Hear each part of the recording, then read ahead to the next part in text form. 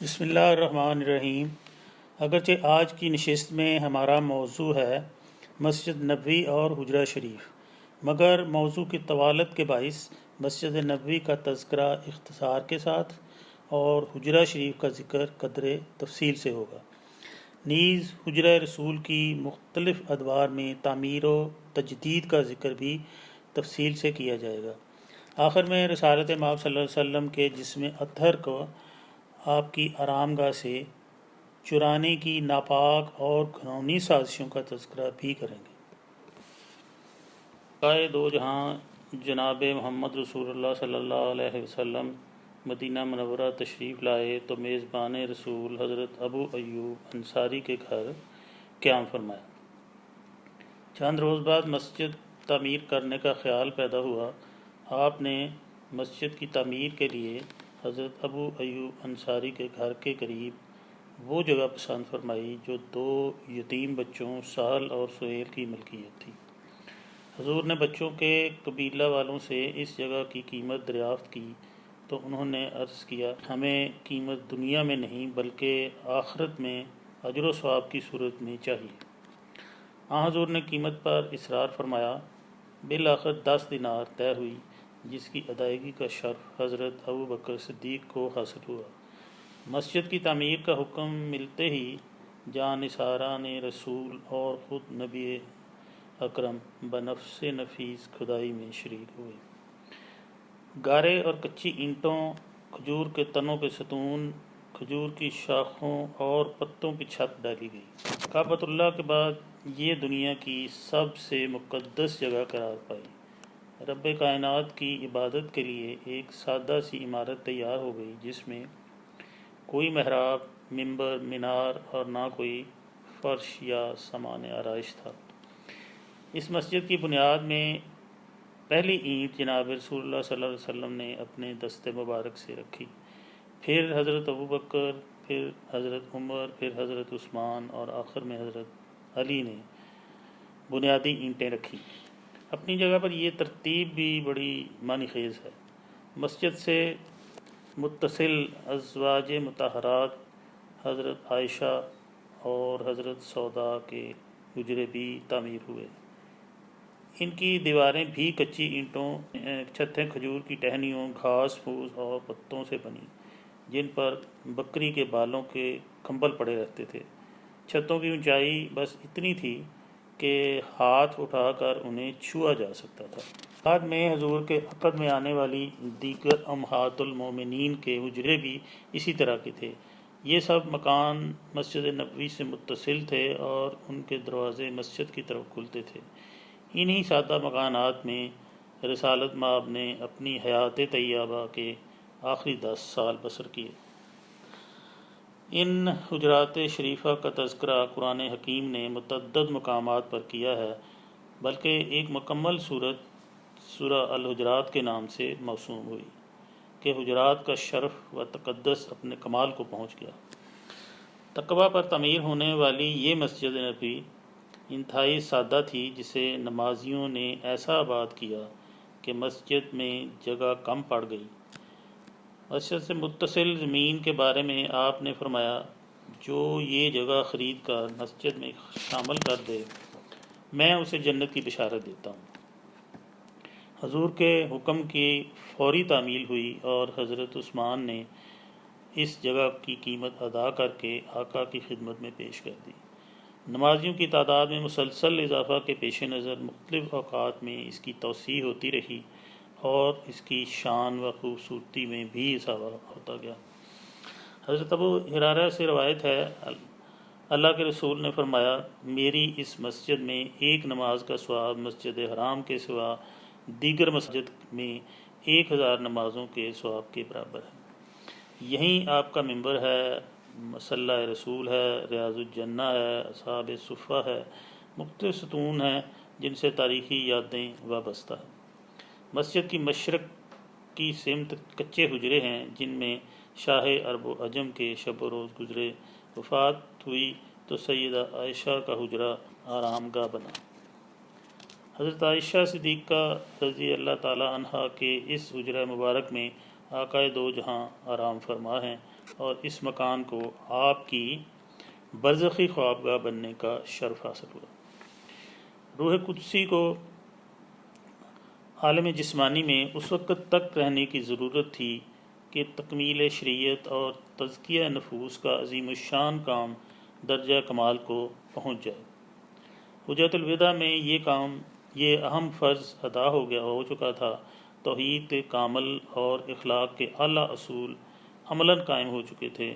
مدینہ واپسی کے 83 دن بعد سر درد اور ساتھ بخار بھی ہو گیا، مرض میں شدت پیدا ہوئی تو سب ازواج مطہرات کی اجازت سے حجرہ عائشہ میں تشریف فرما ہو گئے۔ نبی آخر الزمان پر غشی طاری ہے۔ آپ سیدہ عائشہ سے ٹیک لگائے لیٹے ہیں، پھر سیدہ عائشہ کی آغوش میں ہی سر رکھے انگشت شہادت سے اوپر کی طرف اشارہ کیا اور 3 بار یہ الفاظ ادا فرمائے: اللہم الرفیق الاعلیٰ۔ اس کے ساتھ ہی روح پاک جسم کا ساتھ چھوڑ کر عالم قدس میں پہنچ گئی۔ اس وقت آپ کی عمر مبارک 63 سال 4 دن تھی۔ خیر البشر صلی اللہ علیہ وسلم کی تدفین کے بارے میں حضرت ابو بکر رضی اللہ تعالیٰ عنہ نے فرمایا کہ میں نے حضور کو کہتے سنا، نبی کو اسی مقام پر دفن کیا جاتا ہے جہاں اس کی وفات ہوئی ہو۔ سیدہ عائشہ کے حجرہ مبارک میں ابو طلحہ نے بغلی قبر کھودی۔ غسل کے لیے حضرت سعد بن خثمہ چاہے غرض سے پانی لائے۔ آپ جن کپڑوں میں ملبوس تھے انہی میں حضرت علی، فضل بن عباس اور حضرت اسامہ بن زید نے غسل دیا۔ آپ کو قبر میں اتارا گیا تو آپ کی قبر مبارک کو زمین سے 1 بالشت اونچا رکھا گیا۔ حضرت بلال نے آپ کی لحد پر پانی چھڑکا، پھر حسب وصیت کچھ دیر کے لیے سب وہاں سے ہٹ گئے۔ فرشتوں نے نماز جنازہ ادا کی۔ پھر باری باری 10 صحابہ نے حجرہ شریف کے اندر جا کر فرداً نماز جنازہ پڑھی، مگر کوئی امام نہ تھا۔ وصال کے 32 گھنٹے بعد تدفین ہوئی۔ ایک حدیث کے مطابق حضرت عائشہ فرماتی ہیں، میں نے خواب دیکھا کہ میری گود میں 3 چاند آ گرے ہیں۔ میں نے یہ خواب اپنے والد حضرت ابو بکر کو سنایا۔ جب نبی اکرم کا وصال ہو گیا اور انہیں میرے حجرے میں دفن فرمایا گیا تو حضرت ابو بکر نے اس خواب کی تعبیر کی طرف اشارہ کرتے ہوئے فرمایا: تیرے 3 چاندوں میں سے ایک یہ ہیں جو دوسرے دونوں سے بہتر ہیں۔ وفات حضرت ابو بکر صدیق اور ان کی تدفین۔ خلیفہ اول حضرت ابو بکر صدیق نے سیدہ عائشہ کو وصیت فرمائی تھی کہ مجھے اپنے حجرے میں رسول اللہ کے پہلو میں دفن کیا جائے۔ آپ نے 13 ہجری میں رحلت فرمائی، 15 روز بیمار رہے۔ اس دوران حضرت عمر فاروق نے امامت فرمائی۔ وصیت کے مطابق آپ کو حضرت عائشہ کے حجرے میں رسول اللہ صلی اللہ علیہ وسلم کے پہلو میں دفن کیا گیا۔ حضرت عمر کی دعا اور شہادت۔ حضرت عمر فاروق ہمیشہ یہ دعا کرتے رہے کہ اے اللہ، مجھے اپنے راستے میں شہادت نصیب کرنا اور اپنے رسول کے شہر میں موت دینا۔ ابن کثیر کہتے ہیں کہ اللہ کریم نے ان کی یہ دعا قبول فرمائی اور دونوں باتوں کو جمع فرما دیا۔ 26 ذی الحج 23 ہجری کو نماز صبح کی امامت کے دوران ابو لولو مجوسی نے 2 دھاری خنجر سے حملہ کر کے آپ کو شدید زخمی کر دیا۔ آپ کھڑے نہ رہ سکے، زخموں سے خون بہہ رہا تھا۔ گھر لایا گیا، کبھی ہوش میں آتے، کبھی غش آ جاتا، پھر اسی حالت میں نماز ادا کی۔ اس کیفیت میں جان آفریں کے سپرد کر دی اور شہادت کے مرتبہ پر سرفراز ہوئے۔ اللہ تعالیٰ نے دونوں خواہشات پوری فرمائیں۔ امیر المومنین نے اپنے بیٹے حضرت عبداللہ بن عمر سے فرمایا تھا کہ ام مومنین سیدہ عائشہ کے پاس جاؤ، کہو کہ عمر بن خطاب سلام عرض کرتا ہے اور درخواست کرتا ہے کہ مجھے اپنے ساتھیوں کے قریب دفن ہونے کی اجازت مرحمت فرمائی جائے۔ ابن عمر نے حاضر ہو کر درخواست پیش کی۔ سیدہ عائشہ نے فرمایا، میں نے تو یہ جگہ اپنے لیے پسند کر رکھی تھی، لیکن میں اصرار کرتے ہوئے امیر المومنین کو اپنے اوپر ترجیح دیتی ہوں۔ حضرت عبداللہ واپس آئے تو بتایا کہ اجازت مل گئی ہے۔ حضرت عمر رضی اللہ تعالیٰ عنہ نے فرمایا مجھے اس آخری ٹھکانے کے سوا اور کوئی چیز اہم نہ تھی۔ یکم محرم 24 ہجری کو حضرت ابو بکر کے پہلو میں تدفین ہوئی۔ حضرت انس بن مالک سے روایت ہے حضرت عمر کی تدفین کے بعد حضرت عائشہ کے کمرے کے 2 حصے کر دیے اور درمیان میں دیوار کر دی۔ ایک حصے میں ان کی رہائش تھی اور دوسرے میں قبور مبارکہ تھیں۔ حجرہ نبویہ میں قبور شریف کی ترتیب اس طرح سے ہے کہ سنہری جالیوں پر بڑا سوراخ نبی اکرم صلی اللہ علیہ وسلم کی لحد مبارک بطرف قبلہ مقدم ہے۔ سرور کونین کی تدفین اور اس طرح ہوئی کہ آپ کا سر مبارک جنوبی جانب اور قدم شریف مشرق کی جانب تھے۔ چہرہ مبارک کو بیت اللہ یعنی جنوب کی طرف کر دیا گیا۔ آپ کے ساتھ حضرت ابو بکر کی قبر ذرا ہٹ کر شمال کی جانب ہے کہ ان کا سر رسول اللہ کے شانہ مبارک سے شروع ہوتا ہے۔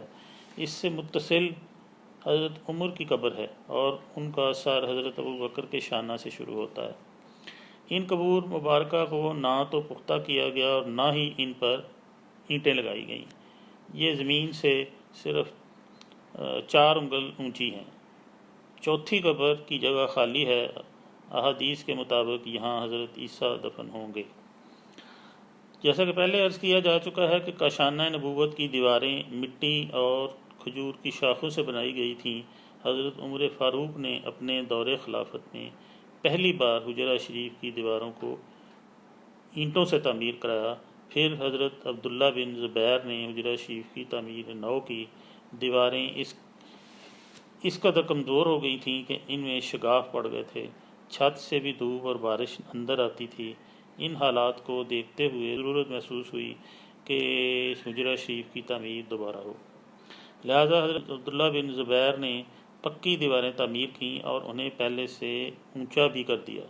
یہ تعمیرات نہایت ادب و احترام سے 88 ہجری تک ہوئیں۔ اب ہم بات کرتے ہیں خلیفہ بن عبد الملک کی تعمیر حجرہ و مسجد نبوی۔ خلیفہ ولید بن عبد الملک نے 88 ہجری میں امیر مدینہ حضرت عمر بن عبد العزیز کو حکم نامہ بھیجا کہ مسجد نبوی کی توسیع کی جائے۔ یہ بھی کہا گیا کہ تمام ازواج مطہرہ کے رحلت فرما چکی ہیں، اس لیے ان کے حجرات کو توسیع میں شامل کر کے مسجد کو وسیع کیا جائے۔ چنانچہ عمر بن عبد العزیز نے عائشہ حجرہ جو پہلے ہی مسجد کا حصہ تھا کے علاوہ تمام حجرے منہدم کروا کے مسجد میں شامل کر دیے۔ اس کے بعد ایک رات شدید بارش کی وجہ سے حجرہ شریف کی ایک دیوار گر گئی۔ حضرت عمر بن عبد العزیز کو اطلاع ہوئی تو وہ فوراً پہنچے اور حکم دیا کہ حجرہ شریف کو کباتی کپڑے سے ڈھانپ دیا جائے۔ صبح ہوئی تو ایک معمار وردان کو بلوایا اور فرمایا کہ اندر جاؤ اور دیوار کی تعمیر کرو۔ اس نے عرض کی کہ ایک اور آدمی بھی ضرور میرے ساتھ ہو۔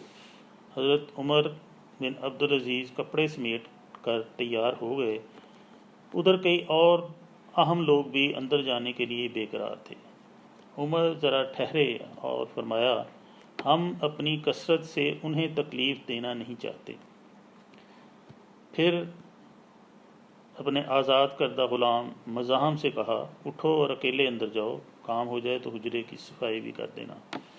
بعد میں حضرت عمر بن عبد العزیز نے کہا جو صفائی کی خدمت مزاحم نے کی اگر مجھے نصیب ہو جاتی تو مجھے دنیا کی ہر چیز سے محبوب تھی۔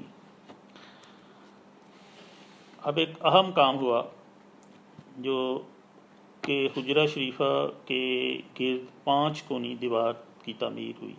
یہ دیوار 91 ہجری میں مسجد نبوی کی تعمیر کے دوران حضرت عمر بن عبد العزیز نے خلیفہ کے حکم سے اس مربع شکل کے کچے کمرے کے گرد کچھ جگہ چھوڑ کر ایک مخمس یعنی 5 کونے والی دیواریں بنوائیں۔ اس میں سیاہ پتھر استعمال ہوا۔ یہ 8 میٹر بلند تھیں۔ انہیں 5 طرف سے بند کر دیا گیا۔ اس میں کوئی دروازہ نہیں تھا تاکہ کوئی بھی حجرہ شریف میں نہ تو جا سکے اور نہ اس کے مقدس جگہ کو دیکھ سکے۔ حضرت عمر بن عبدالعزیز نے کمال بصیرت کا ثبوت دیتے ہوئے 2 اہم کام کیے۔ ایک تو حجرہ شریف کے ارد گرد 5 کونی دیوار تعمیر کر دی تاکہ حجرہ شریف کی شمالی جانب نماز ادا کرنے والوں کا رخ براہ راست اور سیدھا حجرہ مقدسہ کی طرف نہ ہو۔ دوسرا کام یہ کیا کہ مسجد کی چھت کا جو حصہ حجرہ شریف کے اوپر تھا اسے عام چھت کی سطح سے ذرا اونچا اور نمایاں کر دیا تاکہ چھت پر جانے والا کوئی بھی شخص حجرہ شریفہ کے اوپر سے نہ گزرے کہ یہ ادب کا تقاضا ہے۔ مقصورہ شریف کی دیوار کو 5 پہلو اس لیے بنایا گیا کہ کعبۃ اللہ سے مشابہ نہ ہو اور لوگ اس کو سجدہ گاہ نہ سمجھنے لگیں۔ مزید احتیاط یہ کی کہ اس کی شمالی دیوار کو سیدھا رکھنے کی بجائے مثلث بنا دیا تاکہ کوئی قبلہ کی طرف منہ کرتے ہوئے جوش عقیدت میں قبر شریف کی جہت نہ اختیار کر لے۔ حجرہ کے باہر 5 کونی دیوار کے اطراف لوہے اور پیتل کی جالی کی حد بندی کو مقصورہ شریف کہا جاتا ہے کہ یہ امانت دار قبر رسول و مصاحبین ہے۔ اس مخمس کمرے پر سبز رنگ کا پردہ چڑھا ہوا ہے جو دیواروں کے اوپر تک دراز ہے اور عربی تحریروں سے مزین ہے۔ بیرونی سنہری جالیوں یعنی جانب قبلہ جنوب میں آقا کو صلاۃ و سلام پیش کرنے والوں کو یہی غلاف نظر آتا ہے۔ یہاں مرکز اقصد کے سامنے بڑا دائرہ بارگاہ نبوت اور اس سے آگے نسبتاً 2 چھوٹے دائرے حضرت ابوبکر اور حضرت عمر فاروق کی قبور مبارک کی نشاندہی کرتے ہیں۔ اس جگہ کو مواجہ شریف کہا جاتا ہے۔ اس جگہ یعنی بڑے دائرے کے سامنے کھڑے ہوں تو رسول اللہ صلی اللہ علیہ وسلم کی قبر مبارک سے چند گز کا فاصلہ ہوتا ہے۔ مقصورہ شریف لگ بھگ 800 سال اسی کیفیت میں رہا۔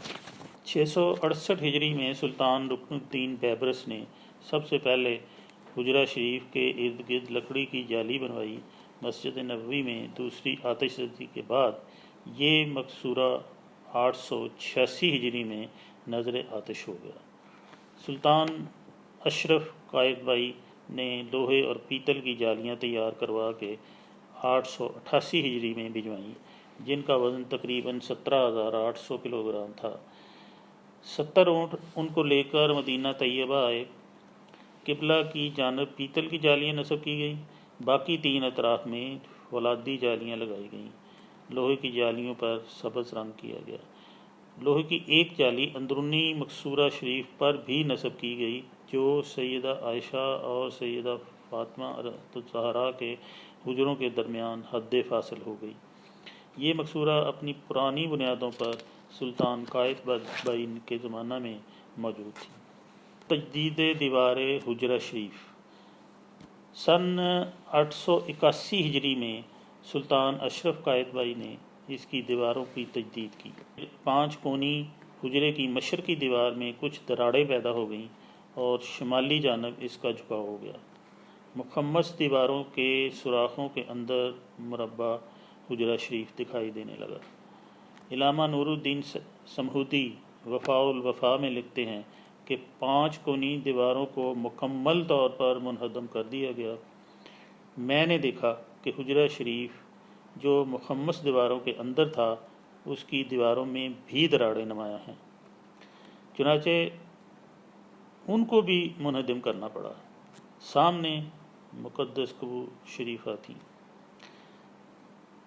مجھے بھی حجرے کے اندرونی حصہ کی زیارت کا شرف حاصل ہوا۔ حجرے کے پچھلے حصہ یعنی شمالی جانب سے داخل ہوا، وہاں میں نے ایسی خوشبو محسوس کی جو ساری عمر کہیں بھی محسوس نہیں ہوئی۔ علامہ سمودی کہتے ہیں حجرہ شریفہ کی اندرونی عمارت میں جو میں نے دیکھی وہ پتھروں سے بنی ہوئی چوکور تھی اور کعبہ شریف کے پتھروں جیسا ان کا رنگ بھی سیاہ تھا۔ صاحب ذوق پر وہاں ہیبت طاری ہو جاتی ہے اور محبت کی کشش بھی۔ میں نے بہت ڈرتے ہوئے بصد احترام بارگاہ نبوت اور مصاحبین کی خدمت میں سلام عرض کیا، پھر حجرہ شریفہ کی تعمیر میں حصول برکت کے لیے حصہ لیا۔ 7 ہفتوں میں یہ تعمیر مکمل ہو گئی۔ گزشتہ 1300 سال سے اس 5 کونی دیوار حجرے کے اندر کوئی نہیں جا سکا سوائے 2 مواقع کے۔ ایک بار 91 ہجری میں حضرت عمر بن عبدالعزیز اور ان کا غلام، دوسری بار علامہ سمہودی کی بذات خود 881 ہجری میں۔ تو اب ذکر ہے مقصورہ شریف کے دروازوں کی۔ اس کے 4 دروازے ہیں۔ ایک قبلہ جانب کی دیوار میں جسے باب التوبہ کہتے ہیں، یہ 1026 ہجری میں سلطان احمد اول عثمانی کی طرف سے ہدیہ آیا تھا۔ دوسرا دروازہ مغربی سمت استوانہ باب الوفود سے متصل ہے، یعنی تیسرا دروازہ مشرق میں باب فاطمہ الزہرا کے گھر کے قریب ہے۔ یہ تینوں قدیم دروازے 668 ہجری سے اب تک چلے آ رہے ہیں۔ چوتھا دروازہ شمال میں باب تہجد کے قریب ہے جو 729 ہجری میں بنایا گیا۔ مشرقی دروازہ کے علاوہ تینوں دروازے ہمیشہ سے بند ہیں، صرف مشرقی دروازہ زیر استعمال ہے اور اس وقت کھولا جاتا ہے جب کوئی خصوصی مہمان یا کسی ملک کے سرکاری وفد کی حاضری ہو۔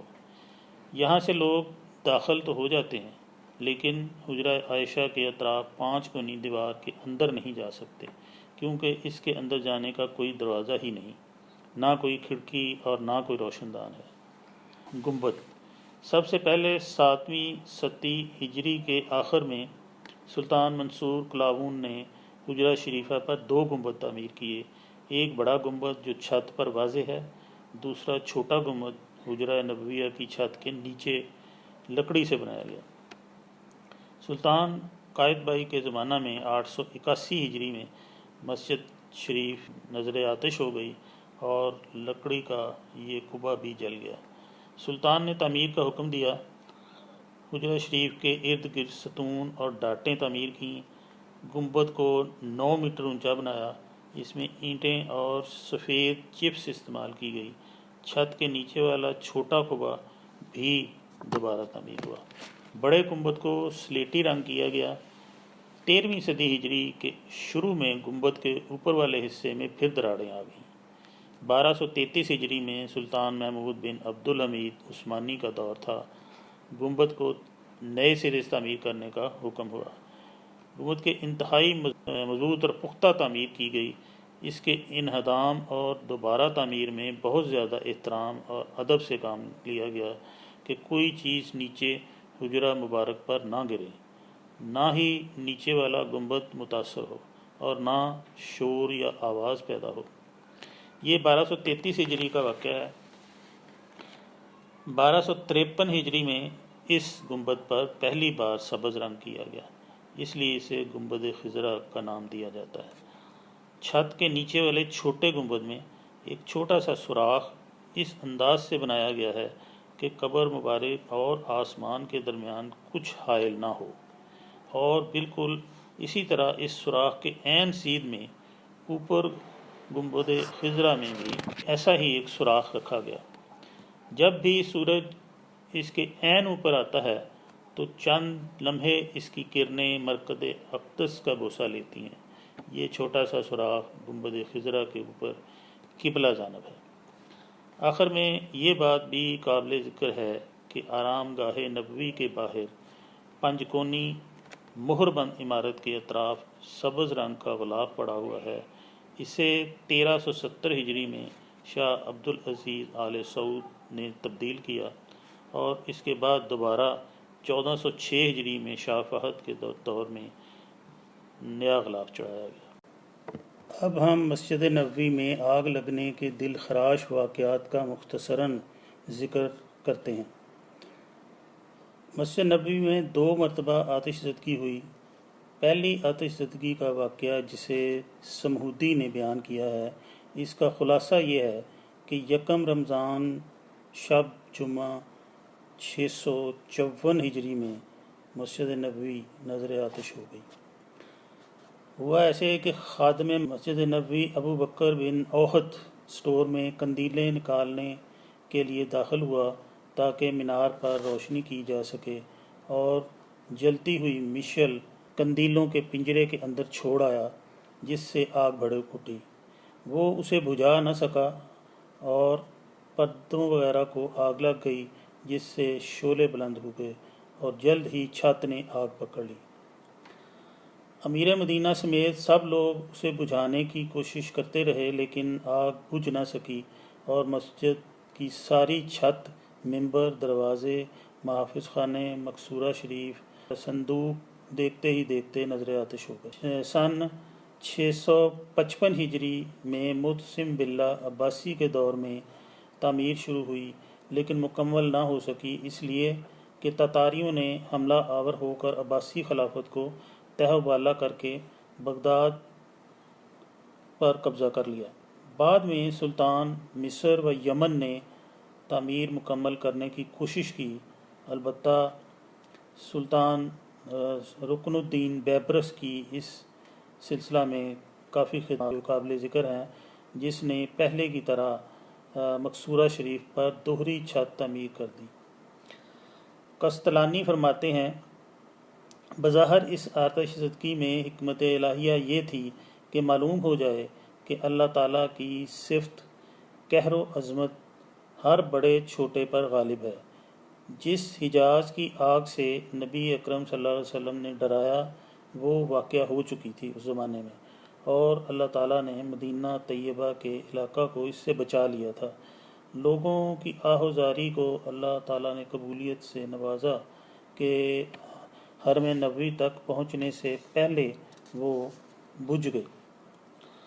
656 ہجری میں جب خلافت عباسیہ ختم ہو گئی تو مدینہ منورہ کے معاملات شاہان مصر کے قبضہ میں آ گئے۔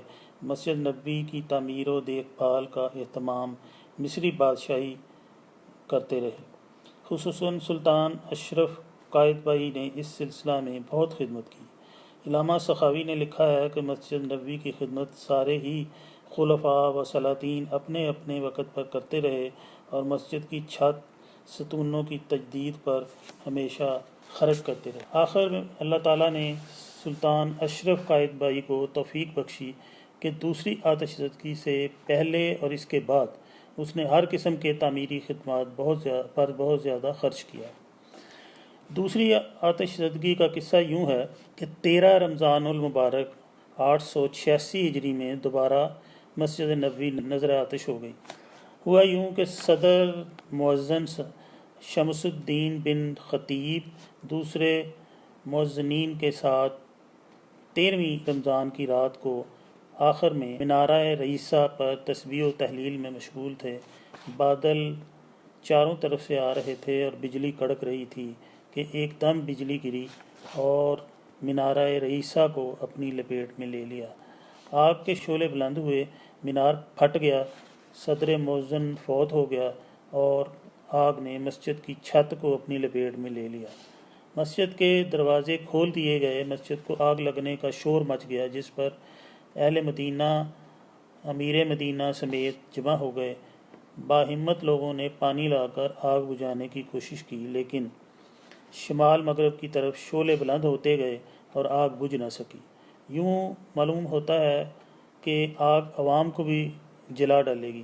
بالآخر آگ نے مسجد کی ساری چھت بھسم کر دی، کتب خانے وغیرہ خاکستر ہو گئے، صرف وہ کتابیں جنہیں جلدی میں مسجد سے نکال لیا گیا آگ سے محفوظ رہیں، یا پھر صحن کا گنبد۔ مسجد میں یہ حالت تھی کہ آگ کا سمندر ہو جس میں شعلے ٹھاٹھے مار رہے ہوں۔ سلطان اشرف قائد بائی نے 888 ہجری میں مسجد کو ازسر نو تعمیر کیا، مشرقی جانب جالیوں سے متصل 1 میٹر سے کچھ زائد توسیع کی اور مسجد کی ایک ہی چھت بنائی جو قریباً 11 میٹر لمبی تھی۔